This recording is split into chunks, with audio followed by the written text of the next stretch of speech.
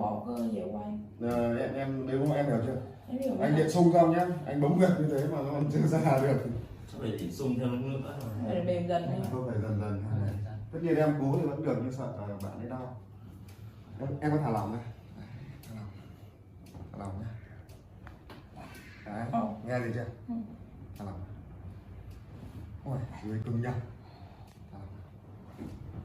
Ôi giời ơi, rắn lắm. Ra là một cái đúng không? Nhiều cái ở giữa. Nhưng có cảm giác nó thoáng hơn này. Nóng.